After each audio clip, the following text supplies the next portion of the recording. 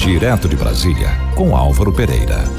9h05 em mais uma terça-feira, hoje dia 6 de outubro de 2020, entrando no ar mais um Direto de Brasília.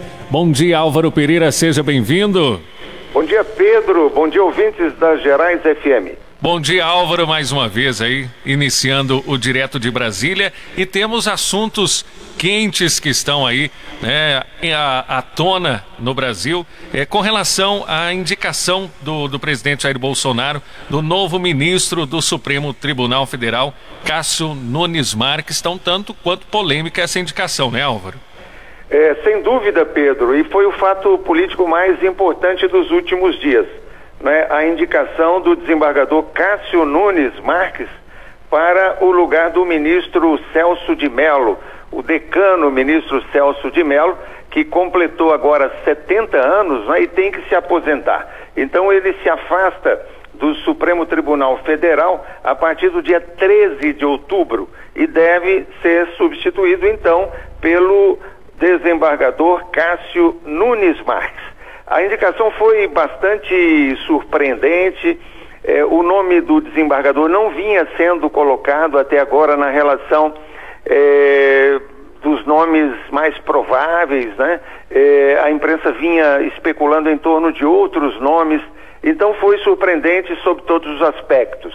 Havia também a expectativa de que a primeira indicação de um ministro para o STF fosse de um evangélico, em função do compromisso político do presidente Jair Bolsonaro com o setor evangélico. E ele já vinha dando declarações nesse sentido, chegou a dizer que o próximo ministro do Supremo Tribunal Federal seria tremendamente evangélico. Essa frase ficou bastante conhecida, sim, especialmente na internet, mas o fato é que ele acabou optando por um ministro católico. A primeira indicação será de um ministro católico. Houve críticas, né, inclusive de setores evangélicos, mas ontem, no encontro com evangélicos em São Paulo, o presidente Jair Bolsonaro disse que é precipitada qualquer crítica à indicação do desembargador Cássio Nunes Marques, primeiro porque, segundo ele, é uma indicação técnica, porque o desembargador é extremamente qualificado como jurista para ocupar a função, mas também porque, segundo ele, o próximo indicado será um evangélico. Deve surgir uma nova vaga no Supremo Tribunal Federal em julho de 2021, julho do ano que vem, com a saída de outro ministro que também deve estar completando 70 anos, que é o ministro Marco Aurélio Mello.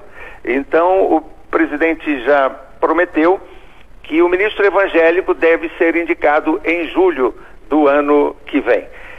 Houve críticas também, Pedro, por parte desses setores bolsonaristas mais radicais. Sim. Por quê? Porque para viabilizar a indicação do desembargador Cássio Nunes Marques para o Supremo Tribunal Federal, o presidente precisou fazer algumas gestões políticas, algumas negociações políticas, inclusive no próprio Supremo Tribunal Federal. Então ele procurou o ministro Dias Toffoli, ele procurou o ministro Gilmar Mendes, figuras que durante a campanha, por exemplo, eleitoral de Bolsonaro, eram extremamente criticadas por esses setores. Então esses bolsonaristas mais radicais, que se manifestam principalmente na internet, criticaram o presidente, acharam que foi de alguma forma até uma traição do presidente procurar esse tipo de negociação com o Supremo Tribunal Federal. Existem alguns setores muito radicais, mais à direita, que defendem o próprio fechamento do Supremo Tribunal Federal. E o presidente disse a todos esses setores que eles entendessem que para governar ele precisa sim fazer política, ele precisa conversar com todo mundo. Então isso é o que alguns setores mais radicais não entendem. Houve uma mudança substancial no estilo e no comportamento do presidente Jair Bolsonaro nos últimos meses. Ele deixou, e nós já falamos desse assunto aqui, aquela linha mais radical, de pensamento mais radical, de confrontação com as outras instituições, o poder judiciário, o poder legislativo, para governar de uma forma mais política, mais habilidosa, conversando, negociando. E é assim que se faz política numa democracia. Então, não por acaso, a popularidade do presidente tem aumentado, né? As pesquisas de opinião mostram claramente isso.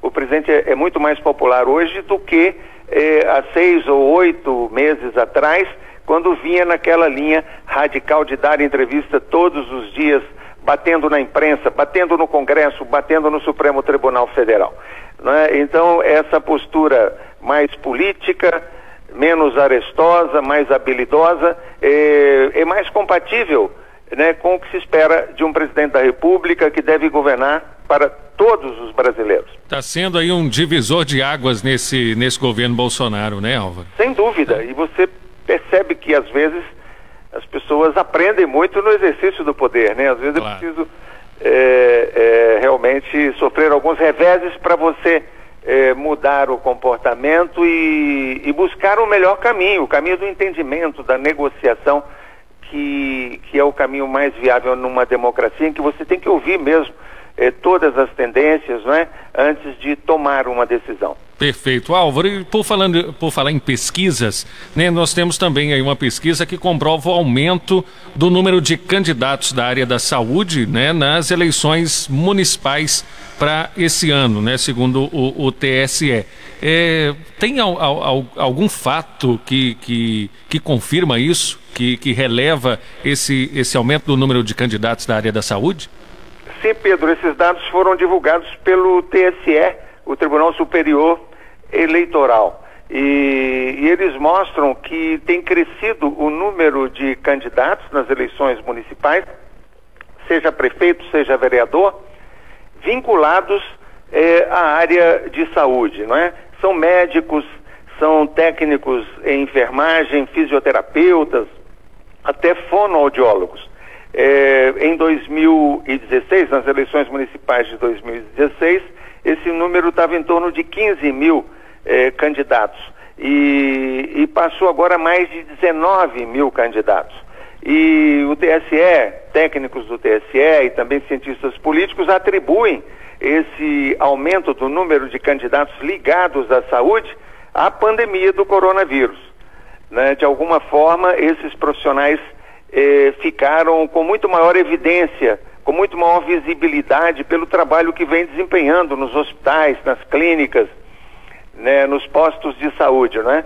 É um trabalho de muita dedicação, correndo risco, né, de apanhar a doença, correndo risco de vida, né, de perder a vida, como muitos profissionais já perderam depois de terem sido contaminados pelo coronavírus. Então, cresceu também a simpatia por esses profissionais, né, que têm feito esse trabalho comunitário tão importante.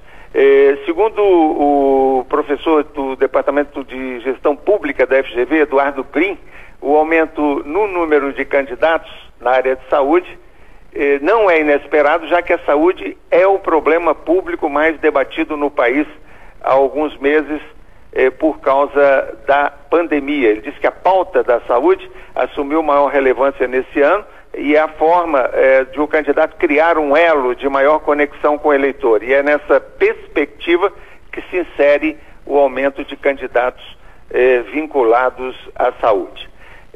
Dos 19.400 candidatos que já se registraram esse ano, profissionais de saúde, a maioria, 87%, quase 90%, tenta uma vaga de vereador nas diversas cidades do país. Os outros tentam disputar aí os cargos de prefeito e de vice-prefeito. Pedro. E já falando aí em questão de pandemia, de coronavírus também, Álvaro, nós temos também um estudo, né, dos Estados Unidos que comprova, né, que mostra que o coronavírus ele pode ser transmitido através das vias aéreas, né? É verdade, Pedro. Isso é um alerta do Centro de Prevenção e Controle de Doenças, CDC, um órgão importante de saúde dos Estados Unidos. Eles comprovaram que o coronavírus pode mesmo ser transmitido intensamente por via aérea em determinadas situações. E segundo esse órgão de saúde, a transmissão via aérea ela ocorre principalmente em ambientes assim fechados, em que uma pessoa infectada pelo vírus, né, esteja falando. Mas falando assim, falando alto, falando forte, por exemplo, numa palestra, não é? E isso provoca, não é, aqueles respingozinhos no ar, de pequenas partículas, né? Que podem atingir a outra pessoa a uma distância de até 2 metros nesse ambiente fechado. Então, o risco de contágio por via aérea é bastante significativo e preocupante e está a exigir cada vez mais mesmo o uso de máscara, né? A máscara protege bastante desse tipo de contágio por aerosóis, como eles falam, são essas partículas assim quase que microscópicas que você nem percebe, mas que uma pessoa emite quando está falando ou quando está cantando. Então é preciso ter muito cuidado com ambientes fechados, Pedro. É o que alerta esse Centro de Prevenção e Controle de Doenças, órgão de saúde dos Estados Unidos. Vamos usar máscara, né? Não vamos descuidar enquanto não for encontrada a vacina para o coronavírus. Quer dizer, encontrada já está sendo, enquanto não for aprovada, né, e distribuída a vacina contra o coronavírus. A gente continua fazendo a nossa parte, né? Usando álcool em gel, lavando as mãos, usando máscara, não cometendo aglomerações, nem lugares fechados. São as recomendações de sempre. Esse estudo só veio ressaltar a importância do uso das máscaras, né? Sem dúvida, Pedro, é isso aí. Todo cuidado é pouco, o vírus ainda está aí, representa uma ameaça, não vamos relaxar.